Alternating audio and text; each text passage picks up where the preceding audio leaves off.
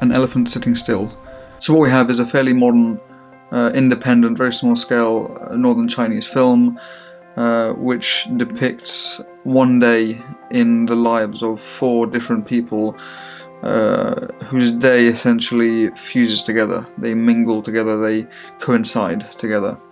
What we do is we're following one main boy who is essentially being bullied at school, and due to an incident in which he pushes his bully down some stairs, that triggers a series of events, of reactions that are unexpected and some of them quite sinister. Starting off with the fact that he starts to go on the run, he starts to try and flee responsibility and flee essentially the scene. Attached to that moment, we have several other characters who follow in.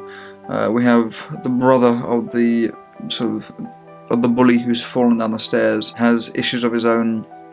He's been sleeping with a friend of his wife, and the friend finds out and jumps off a building, suicide. And then what we've also got is, going back to the school where the main character was being bullied, he has a female school friend who has some emotional turmoils of her own. She lives with her mother, who she doesn't necessarily get on very well with. She wants to flee and she manages to escape, and she ends up courting essentially the school dean. And then we have the story of a pensioner whose daughter and son-in-law essentially don't want to live with him, and they try to offload him onto a retirement home, and that has its challenges in a way. They're very different stories, very different characters coming from very different parts of the map, different spectrums of life, but they all join up in this film. Elephant Sitting Still is a very interesting title.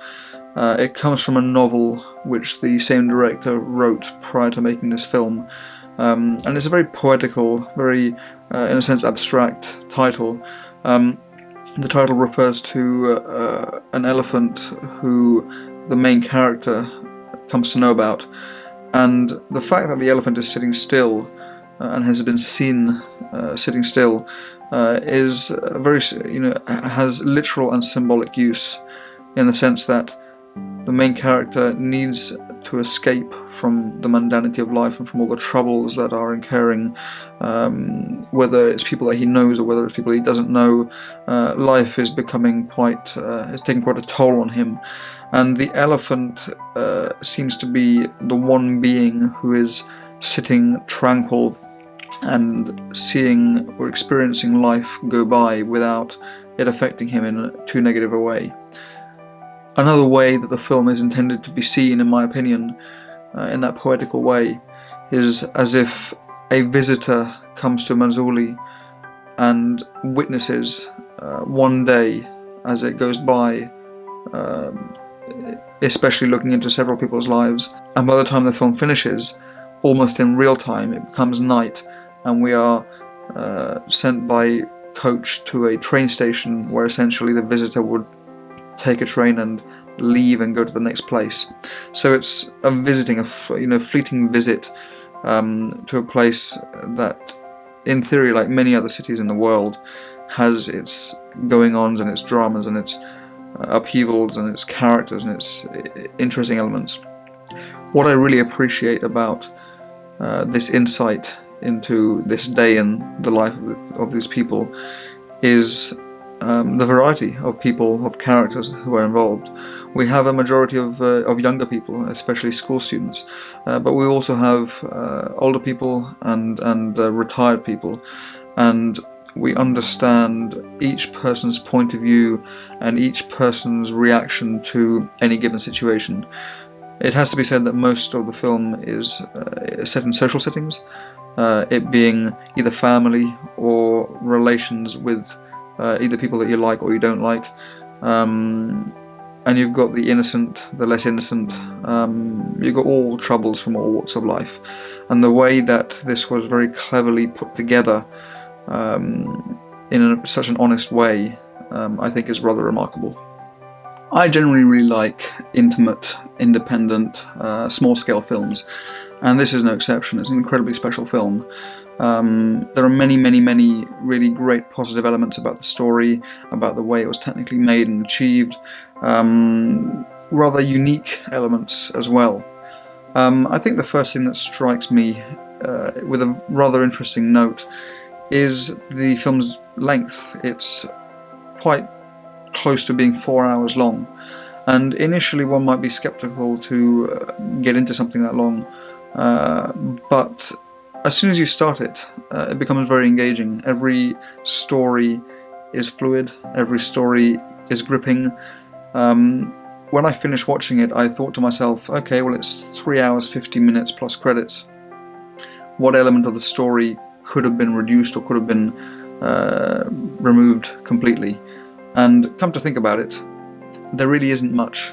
I think everything holds together quite strongly, and the characters are very believable and very likeable. They're very interesting. Likeable not in the sense they might be my friends, but likeable in the sense that you have empathy for them, and they will have a motive, they will have a journey that they go on. They're also quite friendly people, but when people are going through their troubles, it's often difficult to consider them on a personal level. It's more of a observational level, peeking into their lives. I think the film holds well with its narrative structure, given that the director knows the story so well. It was inspired by a novel he wrote before making the film. I think the acting is strong. I think there are actors who might even be playing versions of themselves, essentially, in the film, who don't notice the camera, they don't notice the setting. I didn't notice how many crew were involved from the credits, but I don't think it was a lot. Everything feels very natural, everything feels very freshly and organically put together. It doesn't feel overlit, it doesn't feel underlit. Some scenes do feel a little bit underlit, but then you start to think it was meant to be that way.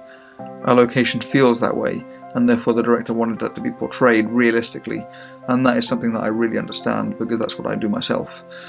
One thing that I noticed is that the film uses almost exclusively Steadicam, and it's very fluid. It follows the characters nearly all the time. Now, I like that a lot. I think the fact that you've got long takes that follow characters makes it all very interesting. It makes the background vary and change, it makes the locations change, and it also gives the audience the sense of time.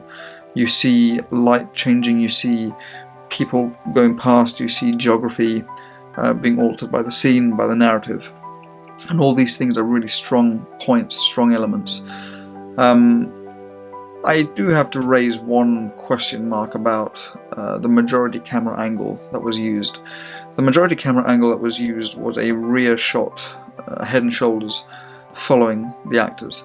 And after a bit I started to feel I'm seeing that loop in the main character's backpack nearly all the time. Or if it's a female character, I'm just seeing her hair flowing, and I'm seeing that almost silhouetted image continuously. Now, for certain parts of the film, for certain part of the story, it's actually quite important, because another technical choice of the director within the cinematography field was to keep the aperture very shallow. And what that means is the focus is very narrow, and the main characters are in focus, and nearly all of the foreground is out of focus. There are certain times when I think that really works wonderfully, such as one particular scene where after the man jumps off the building, finding out that his wife had been cheating on him, and he has landed on the ground, and then we see the same man who had had the affair causing the suicide, who walks to the bottom of the building and then goes to find the body. The way that that shot is revealed to us as an audience is again from behind the man's back, and we see a dark figure lying there motionless, but he's out of focus. And that, to me as an audience, suggests that I should think about it, I should guess who it is, what it is. It's pretty obvious, but you don't need to be so graphic. You don't need to see everything when something is quite obvious. And ultimately, the most important thing that it did to me is it told me the important part of that scene was not the body on the ground. It was, what is the man standing thinking? That happened because of him, because of an action that he did, because of a mistake he made. How does he feel about that? How is he going to react? And that's why the focus is all on him. And that's something that works really nicely. I think there's a lot of this psychological, philosophical character thinking in the film, and therefore we're nearly always following from behind, quite close up, with very shallow focus, the main character of each scene as they drift through the story, as they drift through the film, as they drift through this city within this story. And in many ways I like that. I gave one example in which it really, really works, and there are several other examples that really emphasize how the technique works soundly. But if you're watching a 4-hour film in which that camera angle is the predominant angle, that's where it gets a little bit long, and that's where it gets a little bit jarring. And that is probably the main thing that I can fault in the film, because it's a strong story, it's a strong poetry, it's a piece of visual poetry, and I really like that. Another thing that really strikes me is the lack of music, or the presence of minimal music. When there is music, it's rather recent electronic music, but it only comes into the film 2 or 3 times that I've noticed. Now, it might be in there more often, and hats off to the filmmakers for making it so seamless. But really, throughout the majority of 3 hours, if not 3 hours and a half, I didn't notice any music. It was all atmospheric sounds, the characters speaking and being themselves and explaining themselves and going on this odyssey, this really personal odyssey for each of them. And summing up, to make a film that lasts almost 4 hours with very little music, with very similar camera angles throughout consistently, is quite remarkable to make something that works so well. So I confidently give this film a 7 out of 10. It's a great shame that the director wasn't happy, and shortly after the film was completed, committed suicide. He was very young, aged 29. I just think that of 2 films that he made, one short and this feature film, he leaves quite a strong legacy. I don't